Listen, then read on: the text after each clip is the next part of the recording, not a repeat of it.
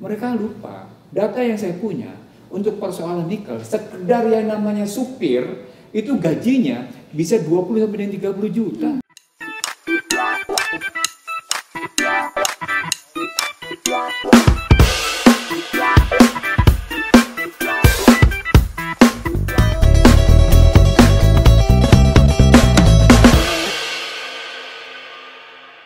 Jadi kita kembali lagi belajar gitu ya, belajar bagaimana kita terus-menerus belajar, kita mencerdaskan kehidupan bangsa dengan program kita. Ya, hari ini kita punya tamu yang luar biasa, sahabat, kolega, aktivis, perempuan pula, Mbak Mirah Sumirat, Presiden Asosiasi Serikat Pekerja Indonesia. Jadi itu disingkat Aspek Indonesia, seorang aktivis yang luar biasa. Kalau influx tenaga kerja asing tentu saja akan mempengaruhi kesejahteraan dari buruh kita sendiri. Bagaimana kita memihaki tenaga kerja kita sendiri. Nah, hari ini kita akan bicara tentang bagaimana buruh sebagai alat produksi atau sebagai kapasitas manusia. Nah, sebelum ke Mbak Mirah, Bang Nursi mau memberikan sesuatu pandangan?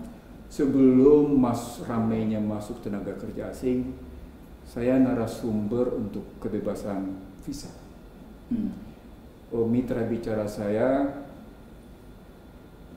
imigrasi, kepolisian, ekonomi kreatif, posisinya. Tentu tenaga kerja muncul di situ. Saya menganalisis tentu dari aspek ekonomi. Yeah. Dari aspek ekonomi, saya mendapatkan angka kebebasan visa itu menimbulkan kerugian bagi negara 1,4 triliun. Imigrasi lalu membuktikan bahwa kerugian itu bukan 1,4 triliun, tapi lebih dengan kebebasan visa itu. Tapi visa ini kan sebetulnya visa tenaga kerja atau visa turis. Kalau kebebasan visa kan kita bicara kebebasan turis pun mesti masuk dengan permohonan visa, tidak bisa visa on arrival kan posisinya. Harus memang diajukan permohonan dan mesti bayar. Cina saja sampai dengan sekarang kalau kita mau ke Cina kita mesti bayar posisinya gitu posisinya. Jadi tidak peduli apakah dia tenaga kerja atau maupun turis posisinya. Kita masih belum bisa bedakan itu gitu. Lalu kita naik ke posisi bagaimana kalau kita ambil dalam perspektif visa tenaga kerja dan visa turis gitu posisinya kita ambil. Itu adalah tadi hitung-hitungannya bukan 1,4 triliun kerugiannya, makin besar posisinya. Naik, itu satu.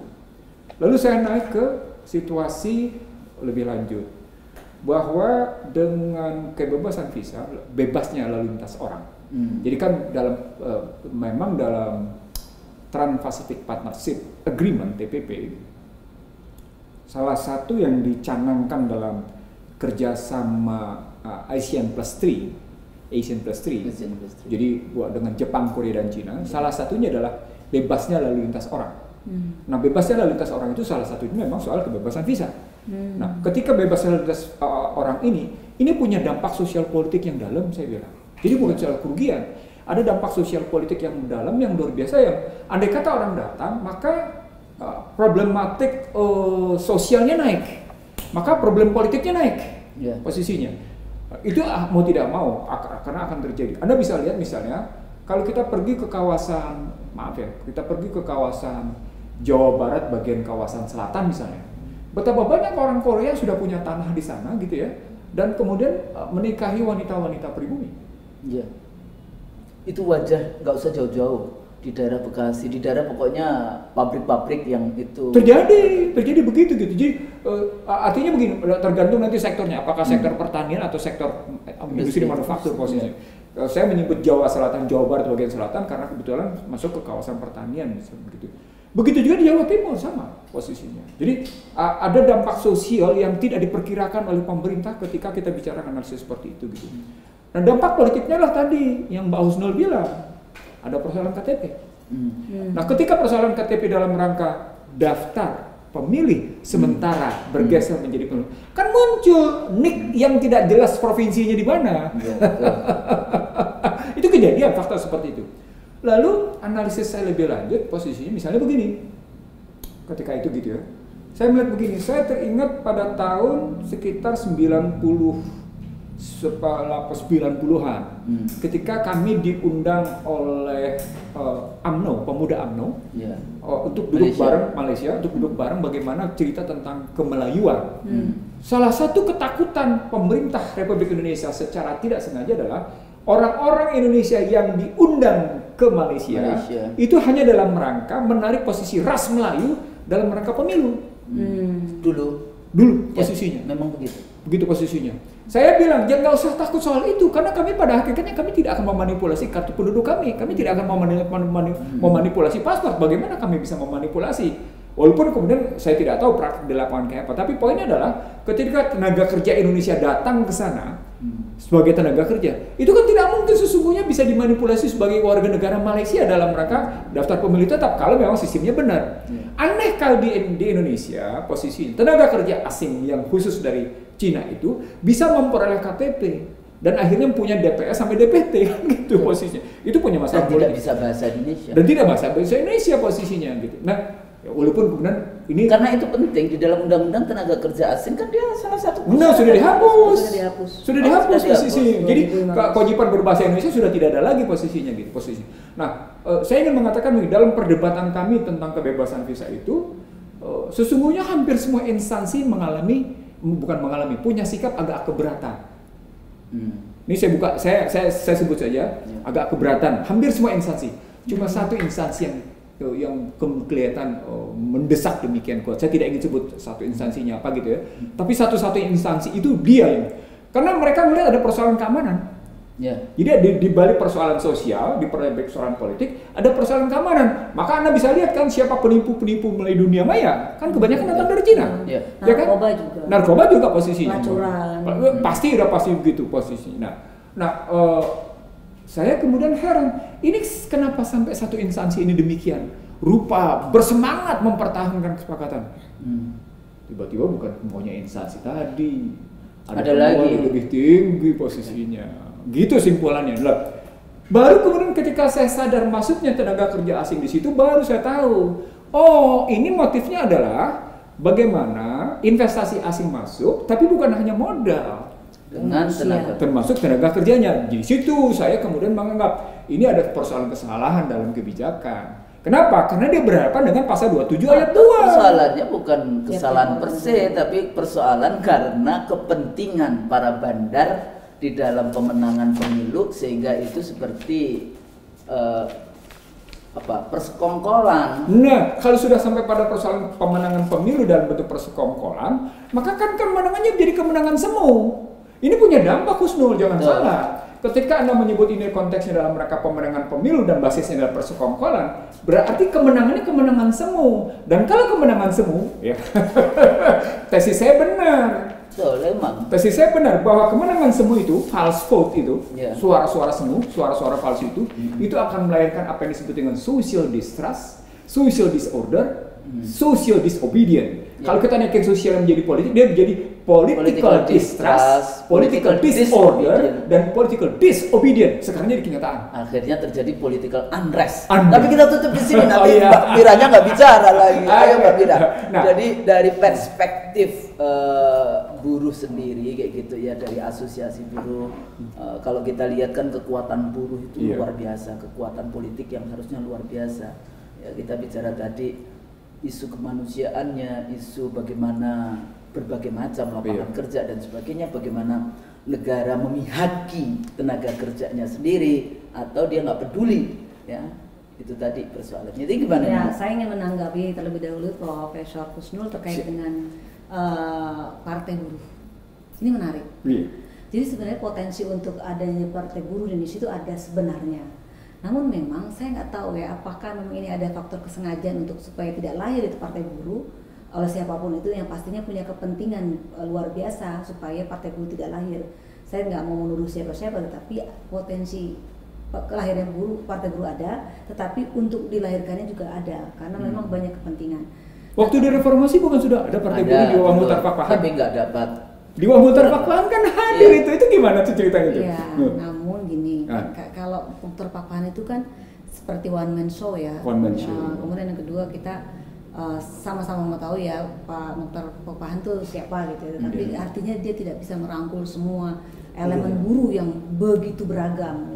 Nah, memang misi besar kami adalah akan suatu saat, dan ini cita-cita besar kami akan mendirikan Partai Buruh ke arah sana. Sebenarnya ini sudah dirintis oleh kami dari organisasi kami KSPI, Konfederasi Serikat Pekerja Indonesia, melalui waktu itu pendirian berupa ormas. Namun memang entah kenapa, biasalah itu banyak, ya memang satu yang paling terkendala adalah biaya, sangat mahal, triliunan kalau tidak salah biayanya. Harganya meskipun kita punya potensi di daerah itu sudah memenuhi syarat, dari 32 provinsi kurang lebih itu sudah memenuhi syarat.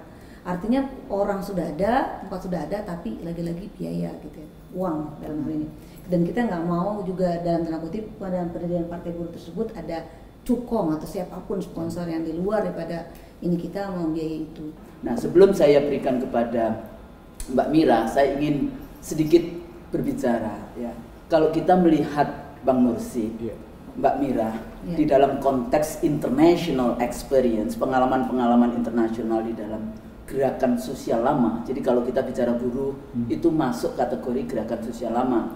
Gerakan sosial baru itu lebih ke arah neighborhood isu seperti polusi, perempuan, gender, yang kayak gitu-gitu ya, lingkungan, itu lebih ke arah gerakan sosial baru. Tapi bukan berarti gerakan sosial lama tidak penting, masih tetap gitu, karena itu gerakan buruh antara pekerja dengan pemilik modal, ya itu yang cukup lama ya mendominasi di dalam era industrialisasi di Eropa.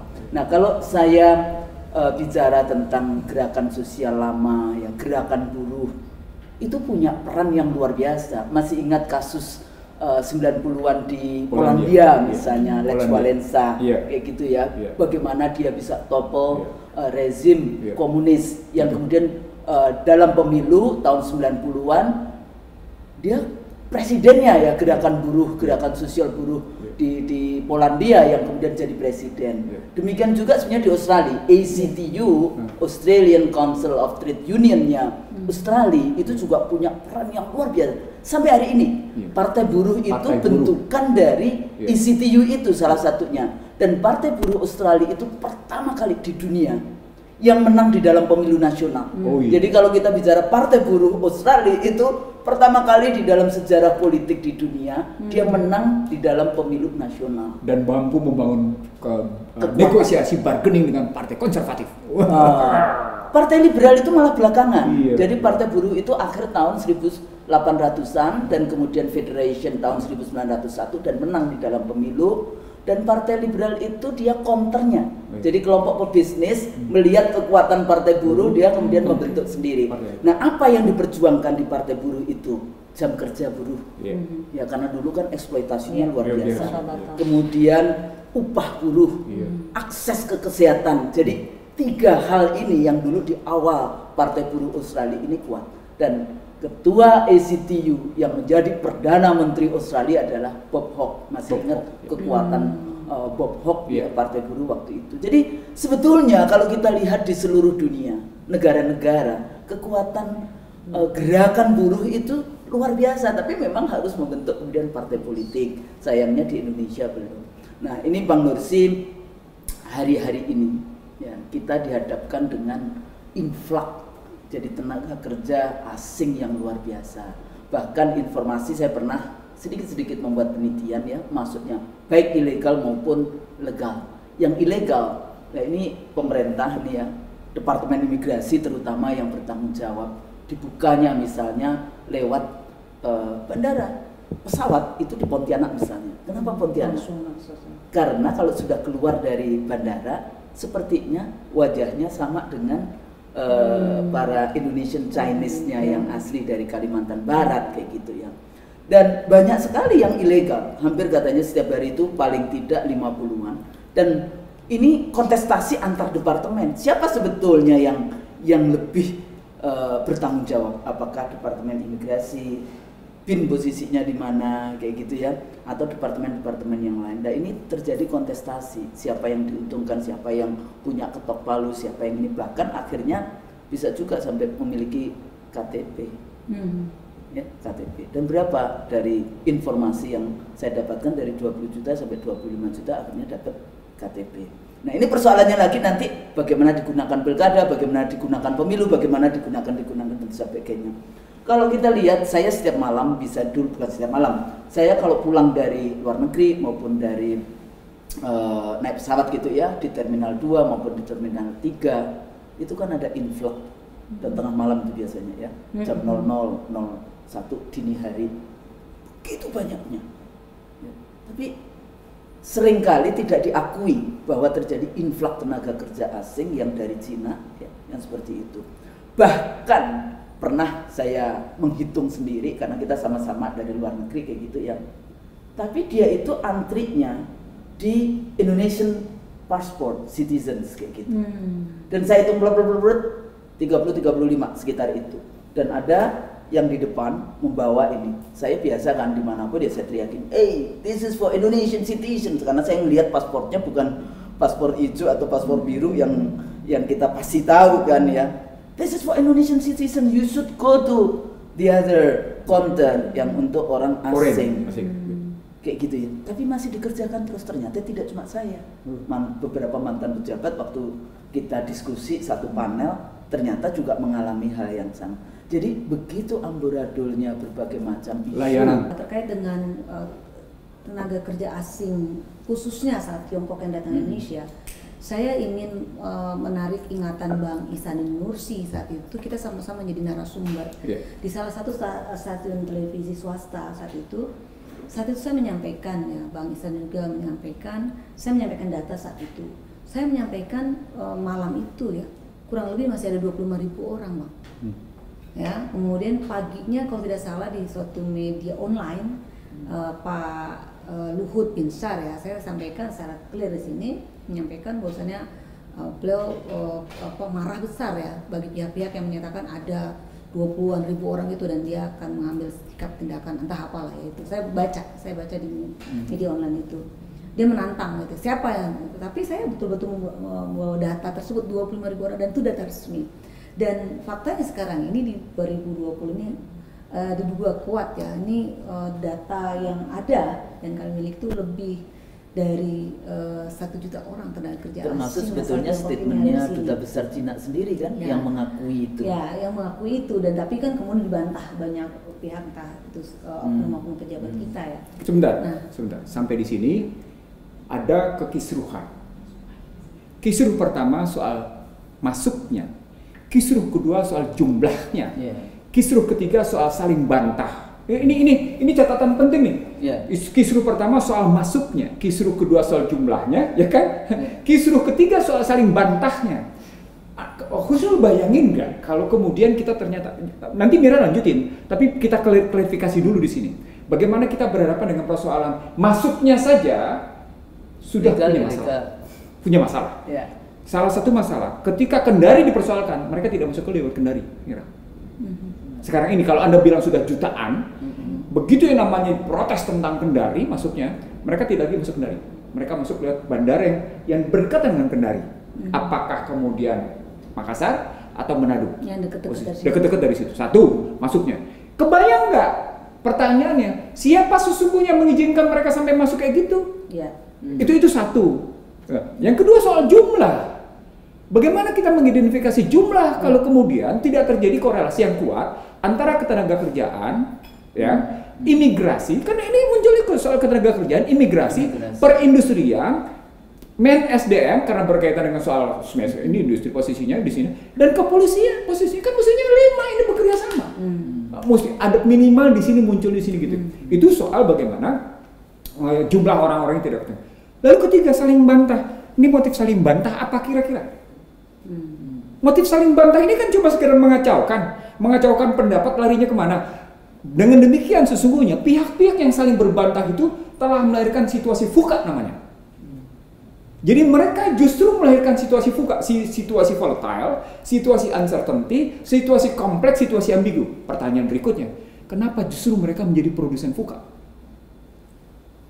Ini yang mesti kita jawab. Padahal mereka bersumpah, mereka menjadi pejabat dengan bersumpah husnul. bersumpah, tapi justru mereka menjadi produsen pupuk. Itu jadi masalah. Silakan, Mira lanjut. Ya, saya ingin mengidentifikasi yang tadi Bang Ihsanuddin sampaikan terkait dengan masuknya. Jadi perlu diingat ini persoalan tenaga kerja asing ini sejak 2015 ini sudah tanda-tanda akan diberikan fasilitas sudah ada sejak tahun 2015. Dari mulai bebas visa itu. Saya sudah mengkhawatirkan dari dulu kenapa mungkin ini saya koreksi kalau saya salah Bang Ihsanuddin Nursi, ketika satu-satunya negara di dunia ini yang memberikan bebas visa 169 negara itu hanya Indonesia, betul nggak? Ada negara lain nggak? Saya kira nggak ada, karena tadi pendapatan negara kan hilang dong dengan bebas visa itu. Bebas visa tahun dan itu 15 ya, 2015. Itu dimulai dibuka tuh dengan alasan saat itu memang adalah ini versi pemerintah bahwasannya akan menarik para wisatawan karena menggenjot sektor wisata. Tapi saya waktu itu curiga, naluri saya menyatakan itu tidak benar. Ini naluri saya menyatakan ini ada sesuatu, ada something. Benar kejadian. Mulailah dipretelin, mulai masuk dari bebas visa, masuklah dia sudah sepertinya ada beberapa pihak-pihak ini, tentunya pemerintah lagi-lagi, entah instansi apa, tetapi saya lihat di instansi Kementerian Tenaga Kerja. Mulai masuklah peraturan Menteri Tenaga Kerja nomor 35 tahun 2015 itu. Dihilangkanlah kewajibannya berbahasa Indonesia bagi para pekerja-pekerja asing yang datang ke Indonesia, itu dihapus. Itu saya protes berat itu.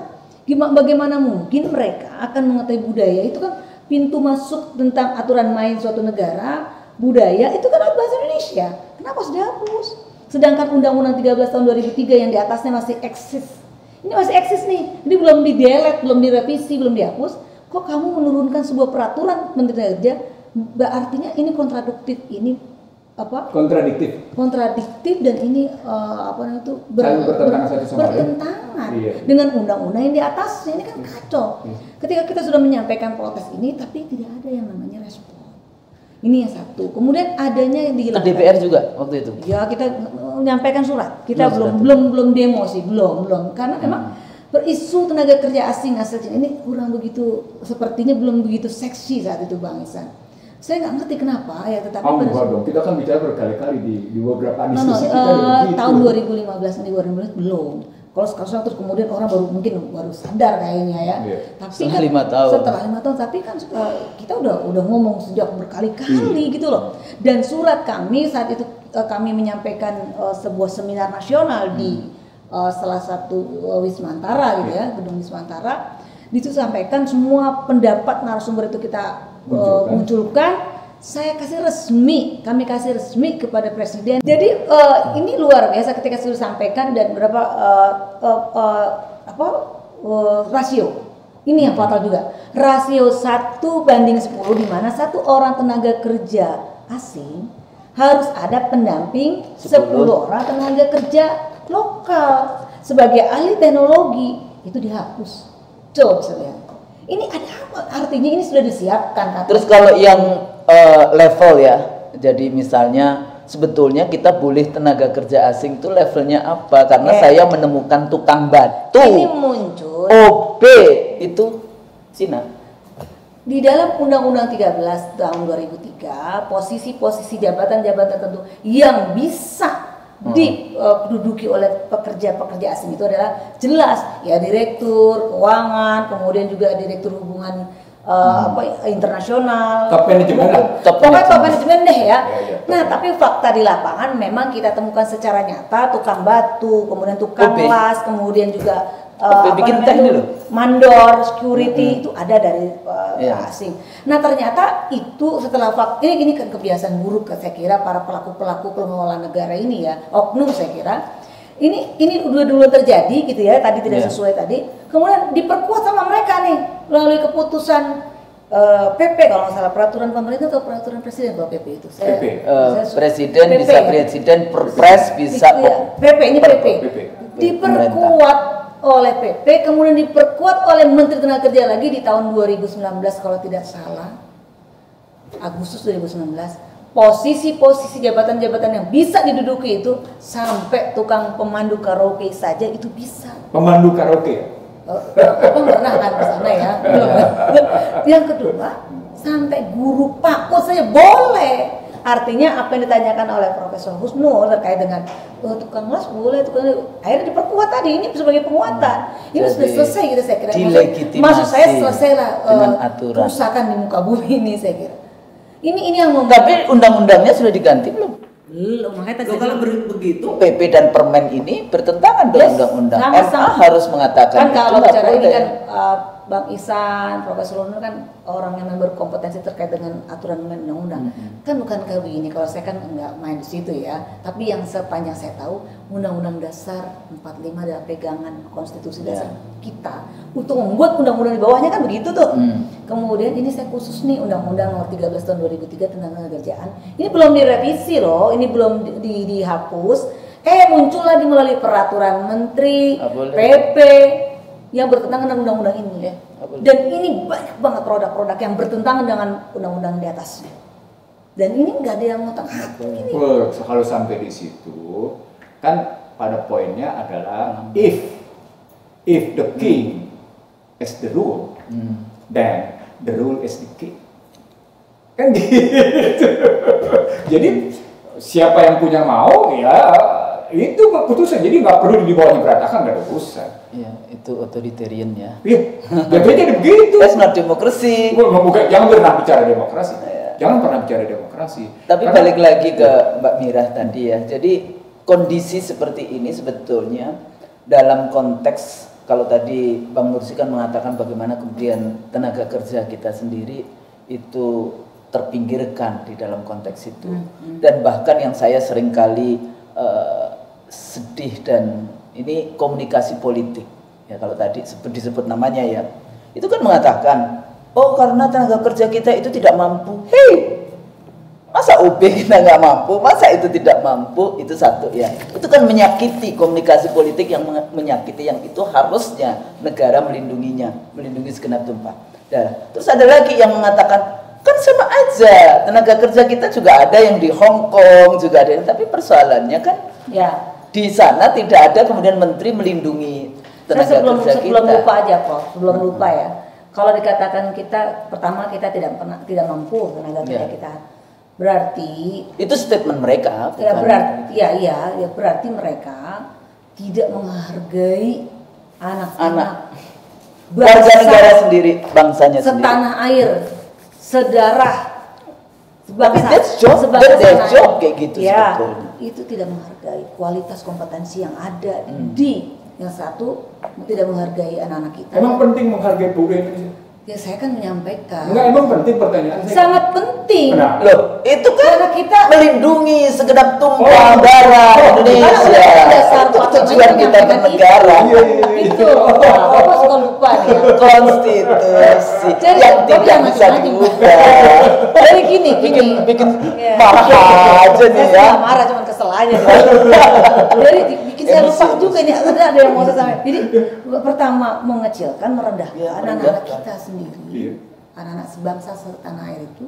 Yang kedua merendahkan, ya mohon maaf nih Bapak dan Ibu sekalian, institusi lembaga pendidikan yang sudah sangat-sangat luar biasa. Universitas Indonesia emang dikira kagak bisa untuk berkompetensi.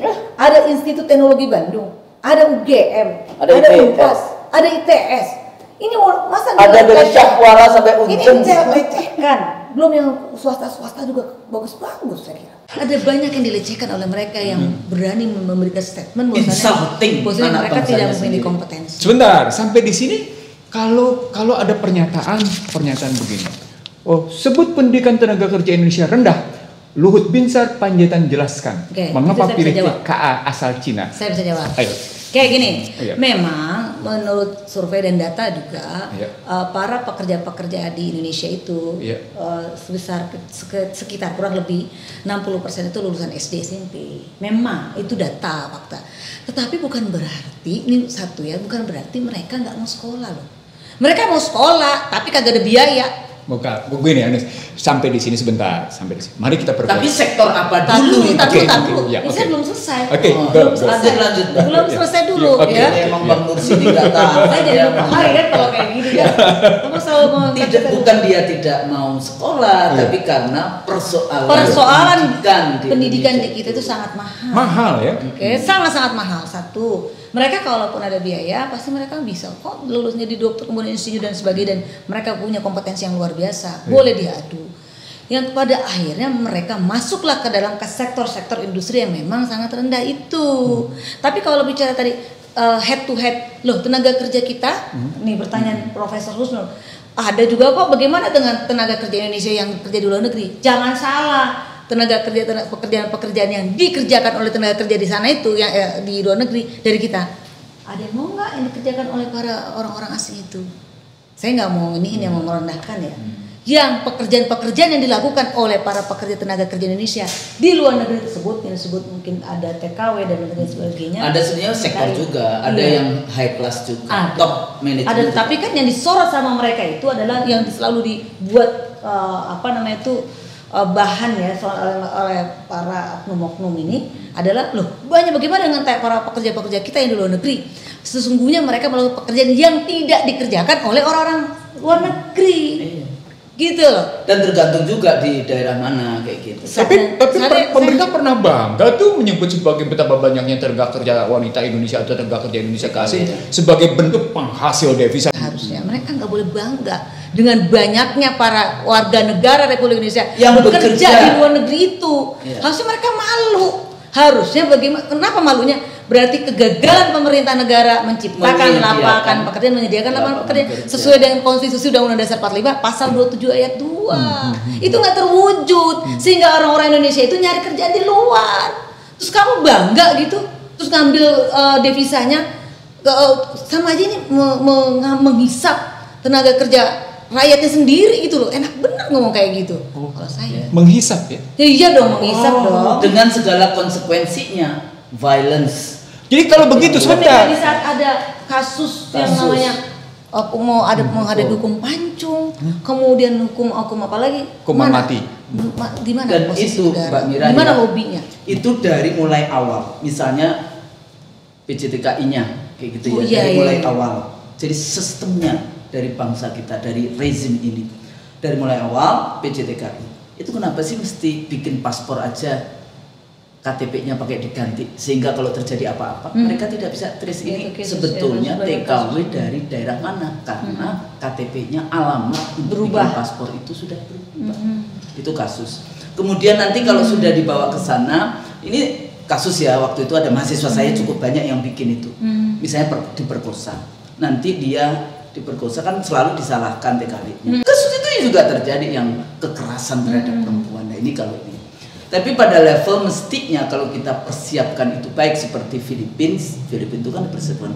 Ya kebetulan di sana bahasa Inggrisnya lebih baik. Tapi negara hadir, mendampingi hadir. Nanti pulang juga demikian. Saya pernah naik pesawat dari Jordan zamannya saya KPU. Itu satu pesawat yang bukan TKI. Yang bukan tenaga kerja yang bekerja di sana, itu cuma 4 orang, 2 dari KPU, saya dengan wakil sekjen KPU dan 2 dari Deplu. Itu saya turun, saya pikir saya sudah bergaya toh, pakai batik, pakai itu ya, pakai kacamata hitam di bandara. Saya keluar ke yang exit, diberhentiin itu sama imigrasi. Ibu nggak boleh keluar dari ke situ. Loh kenapa? Kan saya bisa baca exit keluar di situ. Nggak boleh karena waktu itu mata saya agak merah. Dia dari Jordan kena pasir di sana. Itu saya kayak diperlakukan nggak karu-karuan. Terus saya bilang, enggak, saya biasa kalau exit lewat situ.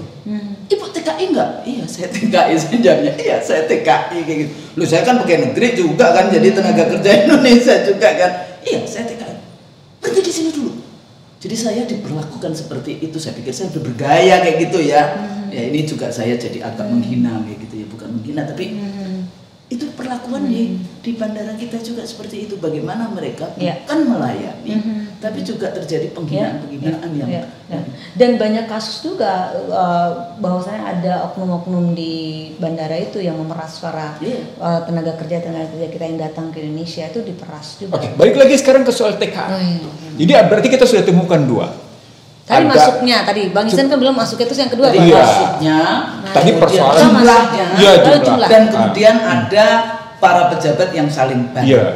Nah, bicara tentang jumlah, ya kenapa tadi Bang Ihsan sampaikan di migrasi di segala macam ya berbeda-beda. Ya tadi Bang, banyak orang tenaga kerja asing itu, orang asing-asing itu yang menyalahgunakan bebas visa tersebut. Ketika mereka menggunakan visa kunjungan, tapi faktanya mereka melakukan pekerjaan-pekerjaan itu, sehingga argumentasi dan ini saya bukan sebagai jubir imigrasi ya, yang saya tahu dari imigrasi itu menyampaikan mereka kesini ya bukan untuk kerja, tetapi mereka datang berdasarkan catatan kami, mereka adalah para kunjungan kesini berwisatawan, tapi kemudian fakta mereka kemudian melakukan pekerjaan itu bukan bidang-bidang kami lagi, itu yang jadi persoalan. Kemudian mereka berbantah-bantah. Sedangkan yang muncul data itu secara resmi di Kementerian Tenaga Kerja yang resmi. Entah itu dilaporkan misalnya sebenarnya gerbongnya ada 60 kemudian dilaporkan 10, yang dipegang mentah-mentah oleh si Kementerian Tenaga Kerja dari 10 itu. Dia nggak mau tahu tuh yang 50, harusnya tugas dan fungsinya itu dijalankan. Melakukan sidak-sidak. Kan banyak perusahaan-perusahaan asing dilakukan dong sidak. Itu gampang kok data melalui perusahaan asing tersebut kemudian datengin gitu, itu sangat mudah untuk mendapatkan data yang sesungguhnya. Kalau menurut saya seperti itu. Mereka sudah melakukan pemeriksaan, Mira. Siapa? Ke lapangan. Kementerian apa imigrasi? Tenaga kerja, dinas tenaga kerja. Iya, Menakar lompat-lompat itu ada kan? Lompat itu dia baru dipilih jadi menteri. Oh, jadi dia harus menunjukkan eksistensi dia sebagai menteri yang baru. Tapi poinnya bukan sekedar mereka melakukan pemeriksaan secara mendadak. Setiap mereka melakukan pemeriksaan mendadak gitu ya, tidak ditemukan, diumpetin. Lalu orang-orang bilang, walaupun tidak ditemukan, gampang kok ngelihatnya. Cara yang kita gampang, hitung kasurnya katanya. Sampai diajarin begitu, coba hitung kasurnya. Dengan begitu, tiap kasur jadi proksi dia. Jadi dia merupakan representasi berapa banyak tenaga kerja asing ada di situ. Karena satu orang satu kasur kan, kasurnya kasur 80 cm lebarnya, 80 cm kali 180 atau kali 2 meter posisinya. Sampai diajarin begitu, tapi dinas tenaga kerja nggak mau tuh. Kami tidak menemukan di lapangan katanya. Padahal itu diumpetin kemana posisinya gitu loh. Mbak Mira, itu tadi kan yang legal. Jadi gini, di sisi legal terlihat ya pencitraan tadi di dalam konteks imigrasi bisa bicara itu, tapi di sisi yang satunya lagi yang ilegal itu yang bertanggung jawab imigrasi duluan. Jadi kalau TKA yang ilegal itu sebetulnya nomenklaturnya yang bertanggung jawab harusnya. Iya, tapi kan kalau secara ilegal itu tidak akan pernah ditemukan, Prof. Nggak bakal ditemukan kalau bicara ilegal. Tapi mereka tahu. Imigrasi terus tahu. Makanya saya bisa menunjukkan sampai dia bisa dapat sampai IKTP itu dengan 20 sampai 25 juta. Tahu karena sudah ada kasus kan? Ya. Nah, itu maksud. Tapi pada saat awal kan sebetulnya imigrasi ya tahulah yang masuk. Nggak, problematiknya pengawasan orang asingnya sudah tidak ada. Jadi ada ketentuan tentang pengawasan orang asing itu sudah hapus. Meskipun dibantah oleh pemerintah ada Timpora. Timpora itu nggak ada gunanya. Jadi saya memantik diskusi ini karena memang terus terang kegelisahan yang saya punya dengan merujuk pada pasal 27 ayat 2 dan menuju pada kata pembukaan. Ini dimainkan dalam citra, bukan lagi citra semu, tapi citra menyesatkan. Kalau citra semu masih ada originnya, masih ada genuinnya, masih ada menyesatkan. Kalau sudah menyesatkan itu sudah baru. Iya, ini udah problem. Ini data-data yang saya punya misalnya gitu ya. Itu kelihatan kok. Bagaimana sesungguhnya yang terjadi, mereka masuk lewatnya namanya visa turis, gitu posisinya, lalu kemudian mereka bekerja, lalu kemudian mereka melakukan tindakan yang kriminal pun gitu maksudnya, itu seolah-olah penguasa tidak berdaya. Hanya deportasi saja. Hanya deportasi. Gimana coba cerita posisinya? Bayangkan kalau kriminalitasnya kemudian melampaui dan kemudian bukan sekedar pada posisi social crime, kriminal sosial atau kriminal apapun, dia punya dampak politik yang seperti yang dia dihadapi oleh Husnul. Bagaimana ceritanya? Kemana perilaku konstitusional kita, amanah konstitusi kita? Itu yang membuat saya sebenarnya dalam posisi amat gelisah sekali menghadapi situ. Kebayang nggak, Husnul, Mira, saya ngambil satu tesan di Eropa, bukan di mana-mana. Judulnya Connectivity War. Ditulis oleh Kajian Eropa. Judul ini bukunya cerita tentang migrasi manusia disebabkan Arab Spring. Ya, dan migrasi connectivity disebabkan oleh IT. Apa kajian mereka bilang? Nanti pada 2030, 2035 sejumlah kawasan barat, kata mereka, itu akan dipenuhi oleh orang-orang yang asalnya adalah migran, sehingga kulit putih katanya jumlahnya akan sama dengan orang-orang migran tadi. Mereka risau di situ, Husnul. Nah, saya pindahkan analisis itu ke Indonesia. Kalau tadi Mirah menyebut jumlahnya jutaan, ya, jumlahnya jutaan. Kita tidak tahu jumlah yang persis berapa. Yang pasti di bulan Agustus saja untuk sebuah perusahaan nikel di kawasan Sulawesi jumlahnya sampai 677 orang masuk dengan permintaan macam-macam kayak gitu, dengan hanya untuk sekedar jadi tukang orang kerjaan rendah lah posisinya.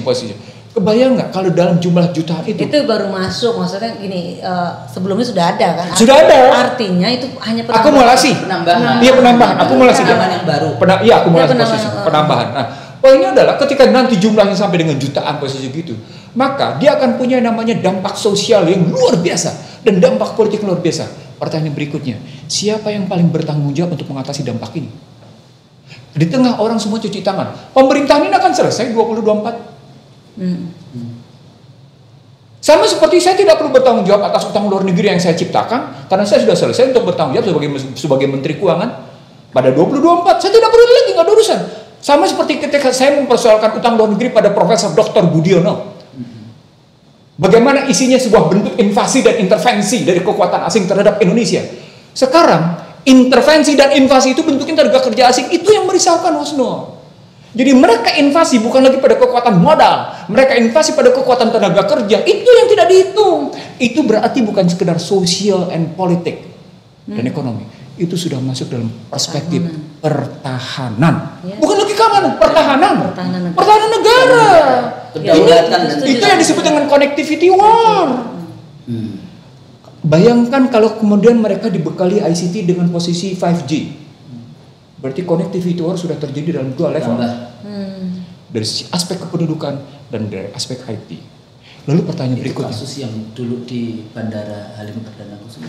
Ya. Itu dia. Jadi cukup bayang nggak? Saya ingin mengatakan kepada yang namanya rekan-rekan DAIC Real Show, tantangan Indonesia ke depan ini jauh lebih berat dengan posisi seperti sekarang. Saya punya rujukan saya di connectivity war. Bagaimana Eropa, bagaimana Amerika, bagaimana Australia, bagaimana Kanada itu risau dari perilaku mereka sendiri. Mereka baru sadar, iya ya, ini perilaku kita sendiri nih, karena mengakui soal kebebasan para refugee. Oh iya, dampaknya tapi begini. Kalau kita pakai referensi Amerika, Kanada, Australia, ya kan dia dulu begitu.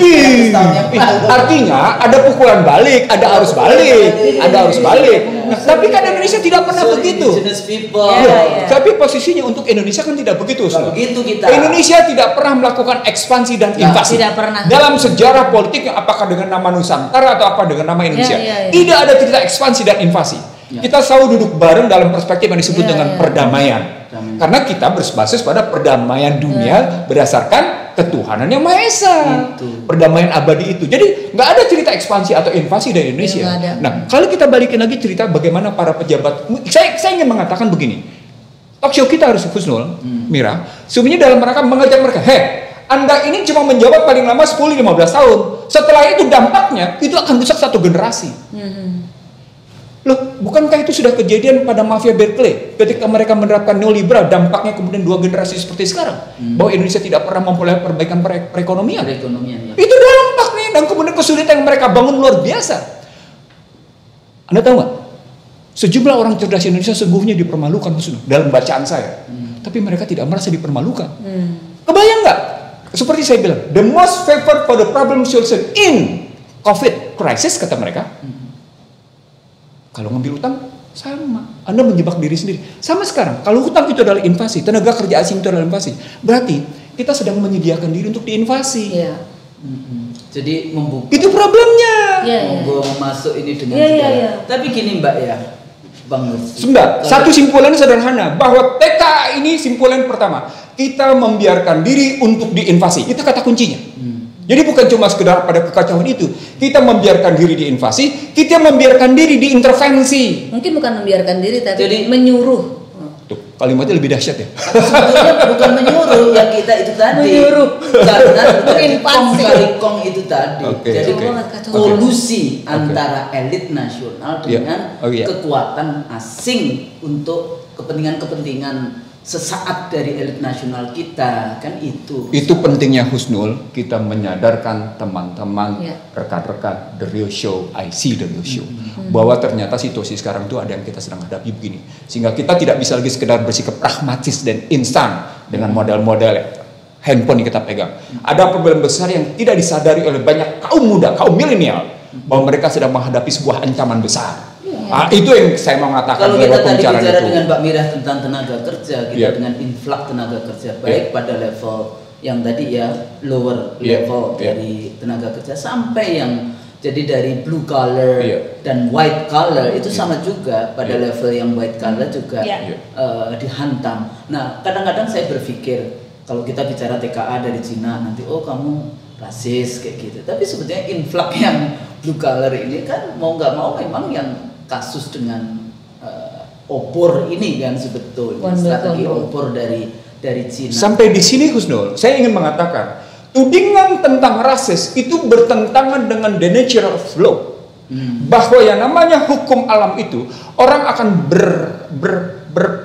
berpedoman pada relasi antar hubungan kental berdasarkan warna kulit, relasi kental hubungan antar kesamaan nilai, relasi kental ada hubungan kesamaan daerah, relasi kental antar kesamaan darah, relasi kental kesamaan pikiran. Itu natural law. Jadi Anda nggak bisa menyebutnya sebagai rasis.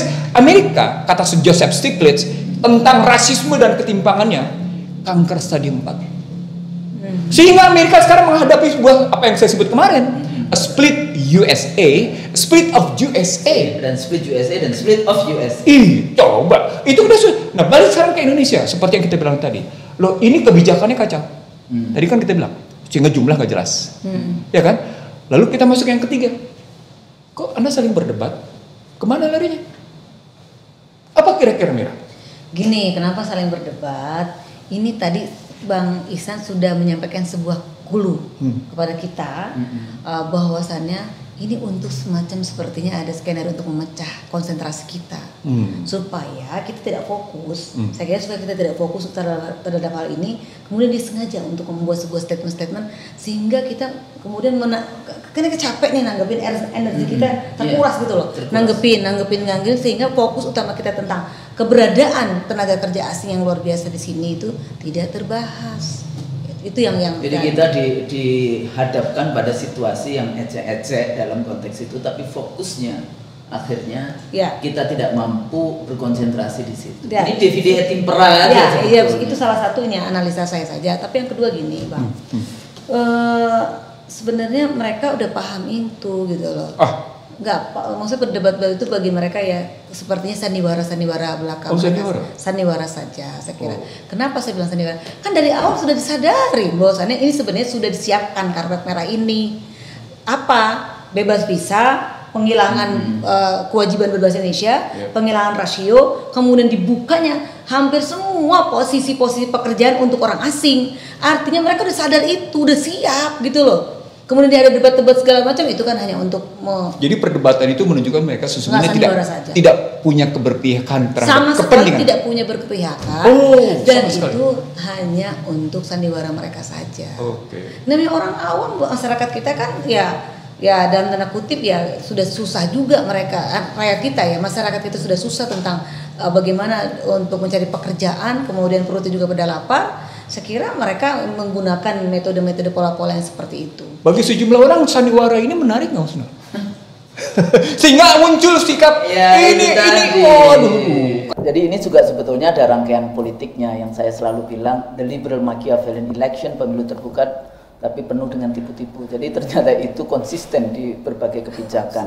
Nah, Mbak Mira, kalau kita tadi bicarakan TKA-nya yang masuk baik legal maupun ilegal. Tapi sesungguhnya kalau kita kembali lagi melihat kondisi tenaga kerja kita, jumlah tenaga kerja itu seperti apa tadi dikatakan ya, kesulitan mencari pekerjaan itu seperti apa dengan pandemi COVID-19 ini, kira-kira posisinya bagaimana, apakah terjadi banyak sekali ini, dan upah, sejauh mana ketimpangan upah yang tadi TKA dengan saudara-saudara kita. Ya, dari awal tadi saya sampaikan tahun 2015 ini sebenarnya sudah semacam pemerintah ini sudah membuka gitu ya, membuka kesempatan tenaga kerja asing ini datang ke Indonesia melalui peraturan-peraturan yang tadi saya sampaikan, mulai bebas visa, kemudian dihilangkannya kewajiban berbahasa Indonesia bagi para pekerja asing yang datang ke Indonesia, kemudian posisi-posisi yang bisa diduduki oleh para pekerja asing itu juga dibuka secara luas, kemudian juga diberikan waktu yang luar biasa,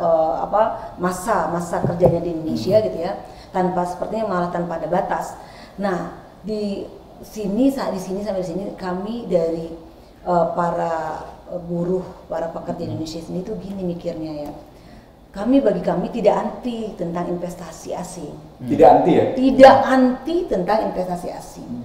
Ya, tetapi ketika investasi asing itu berubah menjadi invasi, saya kira ini yang menjadi persoalan. Bagi kami ini menjadi sebuah panggilan jihad. Saya harus menyampaikan jihad, panggilan kepada tiap warga negara kan harus wajib untuk membela tanah airnya. Nah, kenapa di tahun 2016 lalu itu kami sudah melakukan seminar nasional ya, dan salah satunya narasumbernya adalah dari Kementerian Pertahanan. Sampai di situ disampaikan bahwasannya salah satu narasumber dari Kementerian Pertahanan itu menyampaikan memang ada potensi tentang pertahanan negara itu menjadi goyah gara-gara ada tenaga kerja asing yang terlalu nanti akan banyak ini. Tapi pada saat 2016 itu kan masih jumlahnya masih sekitar 20 ribuan. Kita nggak ngebayang tuh kemudian sampai sekarang ini diduga lebih daripada 1 jutaan orang ini gitu. Ini dugaan saya, dan kita nanti bisa beradu data ya tentang hal ini. Nah, artinya gini, yang miris adalah bagi kami adalah selain tadi kedaulatan negara, pertahanan negara, ini anak-anak Indonesia ini banyak yang nganggur. Kita butuh pekerjaan. Satu sisi anak-anak Indonesia ini masih banyak yang menganggur dan belum mendapatkan pekerjaan. Padahal amanat konstitusi Undang-Undang Dasar 45-nya pasal 27 ayat 2 itu, tiap-tiap warga negara berhak mendapatkan pekerjaan dan penghidupan yang layak bagi kemanusiaan.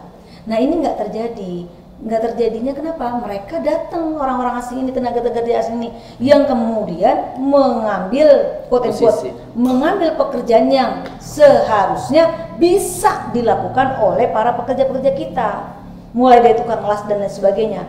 Nah, saya mau ngomong soal ada satu kasus di sebuah perusahaan telekomunikasi. Ini benar-betul real. Kemarin saya mengadakan konferensi pers ya. Ini orang-orang asing yang terkenal di sana itu adalah IPBC, India, Pakistan, Cina, IPBC, India, Pakistan, Bangladesh, dan Cina. Ini terkenal nih.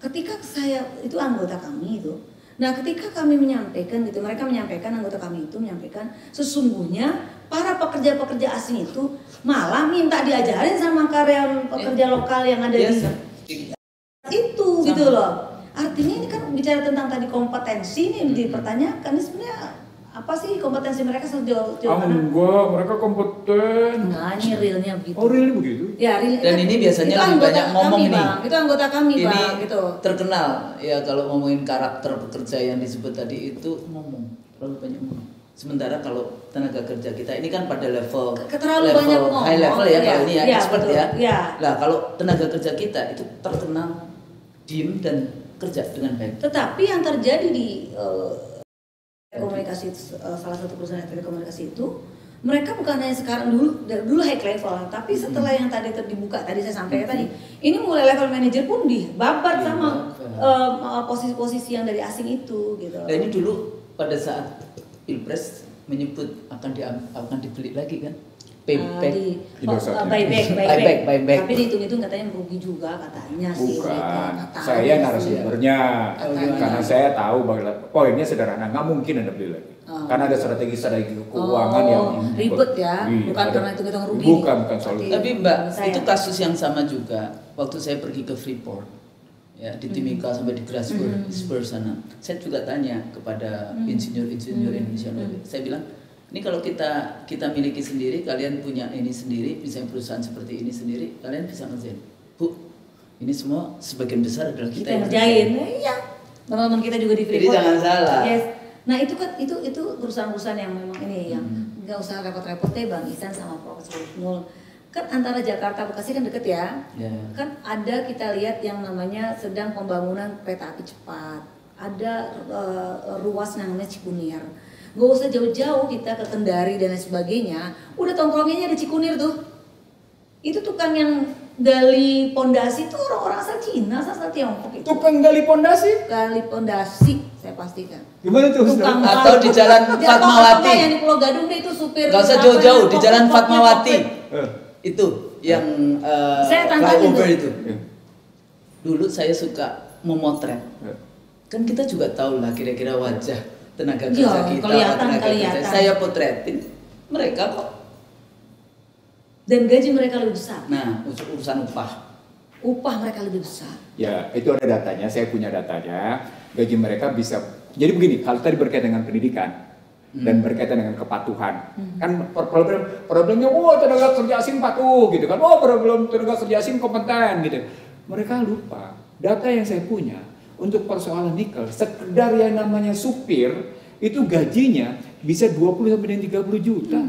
Padahal pekerja Indonesia cuma dibayar 3-4 juta. Apaan sih 1,5 tuh coba. Coba ya ke Semarang. UMR-nya gimana? Ke Semarang coba ke Semarang itu. UMR-nya gimana? 1,7 juta. 1,7 juta. Kebayang nggak? Jadi artinya balik lagi tadi. Itu UMP. Bukan nggak, kita nggak ada UMR. UMP. Upah minimum provinsi Jawa Tengah. 1,7. Jawa Tengah nih? Iya. Gubernur Jawa Tengah itu mahasiswa aku gimana ini? Jadi luar biasa. Balik lagi Husnul. Ternyata di belakang problem tenaga kerja asing, khususnya dari Cina ini, walaupun kemudian datang juga dari IPBC, India, Pakistan, Bangladesh, China. Itu khusus di telekomunikasi lah. Enggak, Mira. Itu perusahaan lain juga. Bukan. Jadi saya punya pengalaman mendalam soal begini-begini. Bahkan kalau pada level middle management, top management, lebih konyol sebenarnya. Tapi kemudian begitu konyolnya mereka halus cara bermainnya dalam pengalaman saya. Makanya kemudian konyolnya tuh? Ya mereka bikin tandem. Oh iya. Di tandem. Iya, jadi Husnul boleh menjabat sebagai General Manager atau Assistant Vice President, Husnul Maria, Assistant Vice President. Tapi di sebelah kanannya, di sebelah kirinya ada orang-orang yang melakukan pekerjaan Husnul sehingga Husnul akhirnya atau justru nggak melakukan apa-apa. Ini polanya memang begini polanya, makanya tadi. Itu namanya di tandem. Akibatnya Husnul tidak kerasan dan mengundurkan diri. Dibuat secara sengaja supaya mengundurkan diri. Begitu modelnya. Itu cara-cara, itu namanya cara-cara bukan sekedar invasi posisinya. Itu cara termasuk mengintimidasi. Itu yang saya sebut investasi asing dan utang luar negeri adalah 5I yang kemarin saya bilang sama Husnul. Nah, sekarang kita lihat pada kasus misalnya nikel yang katanya menguntungkan Indonesia misalnya. Itu gila-gilaan kok kejadiannya. Bukan hanya soal tenaga kerja asingnya, bukan hanya soal nikelnya yang menguntungkan mereka, tetapi secara menyeluruh tidak ada perhitungan bahwa sudah terjadi kerusakan moral dan kerusakan sosial secara mendalam. Dan ini kita tidak pernah hitung. Dan kita belum lihat bagaimana kemudian dampak kepada masyarakat lokal. Iya pasti. Oh itu lebih-lebih lagi. Jadi mestinya sekarang Sumirah sebagai orang yang memperjuangkan bagaimana nasib buruh di Indonesia. Kita harus mendukung. Iya. Dan saya kira bagaimana rekan-rekan di IC Real Show ini melihat tenaga kerja Indonesia itu punya problematik mendasar dari namanya era reformasi hingga hari ini. Jangan dibilang cuma hari ini. Karena problem bebasnya tenaga kerja asing ini masuk ke Indonesia itu punya basisnya Undang-Undang 2507. Undang-undang penanaman modal yang mempersamakan hak orang asing sama hak orang dalam negeri. Yang namanya dihapusnya hak diskriminatif. Itu diatur dalam Undang-Undang 2507. Undang-Undang 2507. Dia atur posisinya. Ini orang lupa, jadi bukan cuma sekedar persoalan ketenaga kerjaan. Ini ada persoalan yang saya bilang tadi, bahwa modal asing itu, investasi asing itu, luar negeri itu bentuknya intervensi, bentuknya interference, bentuknya invasi, bentuknya intimidasi. Coba, kebayang nggak? Dan dampaknya seperti sekarang. Jadi Joko Widodo menurut saya, insinyur Joko Widodo sebagai Presiden Republik Indonesia melakukan kebebasan visa karena dasarnya ada 2507, karena harus ada kesamaan hak antara orang asing sama orang dalam negeri. Kesamaan hak yang dimaksud di dalam undang-undang tersebut apa saja? Macam-macam. Kalau di kesamaan hak terkait dengan misalnya upah misalnya, artinya harus sama dong upahnya, tapi kan faktanya nggak begitu. Loh, dalam perspektif, Anda mempertentangkan antara real fakta sosial dengan aturan. Anda mesti tahu bahwa yang namanya rule of law itu tidak tunduk pada namanya fakta sosial. Rule of law itu tergantung pada kekuasaan. Rule of power, bukan rule of power, bukan rule of law. Itu fakta yang namanya kapitalisme itu kayak gitu karena pendekatan modal. Nah, 2507 menempatkan kesamaan hak para pihak, baik pribumi maupun domestik maupun asing. Itu masuk bukan cuma sekedar pada kekuatan modal, itu tadi masuk juga pada kekuatan tenaga kerja. Nah, sekarang mulai bertanya kita, loh, kalau begitu cerita tentang pendekatan padat karya dalam mengatasi pengangguran. Ya, dengan kemudian cerita kegagalan padat modal dalam rangka mengatasi pertumbuhan ekonomi, sesungguhnya isapan jempol. Jadi baik padat modal intensif maupun padat modal, padat kan isapan labor jempol. intensif sama aja. Padat modal itu pada hakikatnya kosong, isapan jempol. Nah, ini yang mestinya sekali lagi rekan-rekan ini mesti tahu nih, ini fakta lapangan nih. Indikatornya sekarang bagaimana kita menghadapi krisis. Kita tetap berbasis pada utang luar negeri dan kemudian investasi asing dan kemudian tidak menyelesaikan masalah. Itu indikator konkret sudah posisi kayak gitu. Nah, lagi-lagi sekarang bagaimana nasib tenaga kerja Indonesia ke depan? Nah, itu yang itu ini. Jadi pemirsa, kalau ngomongin tenaga kerja dan perspektif ekonomi dengan Bang Nursi nggak ada selesainya. Tapi saya cukupkan di situ. Untuk itu saya minta nih Mbak Mira, kira-kira apa ini pesan kepada anak-anak muda, calon-calon tenaga kerja? Karena kalau melihat data, pengangguran pemuda Indonesia itu terbesar di antara negara-negara ASEAN kalau kita bicara data. Nah, ini apa ini pesannya? Pesan pada mahasiswa, pada pemuda Indonesia. Ya. Saya Mira Sumirat, Presiden Asosiasi Serikat Pekerja Indonesia atau Aspek Indonesia. Saya mengharapkan sekali kepada seluruh para pemuda-pemudi di Indonesia dan adik-adik mahasiswa, calon-calon penerus generasi bangsa dan juga nanti ke depan akan juga mendapatkan, insya Allah mendapatkan pekerjaan, mencari pekerjaan di tanah air sendiri. Saya sih mengharapkan kawan-kawan adik-adik mahasiswa itu setelah lulus bekerjalah di negeri sendiri di Indonesia atau menciptakan pekerjaan. Bangun Indonesia ini ya dengan kompetensi dan kemampuan kawan-kawan. Yang pertama, kawan-kawan jangan nyaman ya dengan dunianya sendiri gitu ya. Dengan nyaman dunia sendiri itu begini, mulailah kawan-kawan itu membuka jendela hati kawan-kawan. Kita bicara tentang mungkin mata, telinga, tetapi hati kawan-kawan, bahwasannya di luar sana di negeri ini sangat-sangat membutuhkan keberadaan kawan-kawan anak-anak muda Indonesia. Betapa tidak, negeri ini sangat-sangat kaya raya.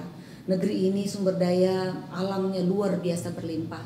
Tapi faktanya saat ini banyak orang-orang asing, pihak-pihak asing yang menguasai negeri ini. Sayang kalau ini didiamkan di tangan pemuda lah, di tangan pemudi, di tangan kawan-kawan anak muda.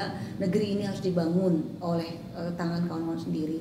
Kawan-kawan, kalau kawan-kawan diam, kawan-kawan tidak bergerak untuk menyelamatkan Indonesia, tentunya kita tidak akan pernah lagi mendengar Indonesia di muka bumi ini. Saya berharap kawan-kawan mengambil kesempatan itu berdasarkan tentu semangat keindonesiaannya, cinta terhadap Indonesianya. Kita tidak pernah memusuhi apapun, siapapun ya, bangsa manapun. Seperti tadi Bang Ihsan disampaikan, Indonesia tidak ada sejarahnya menginvasi. Tidak pernah ada sejarah rakyat orang Indonesia menginvasi negara manapun, entah itu melalui Nusantara atau apapun. Tidak pernah ada sejarahnya.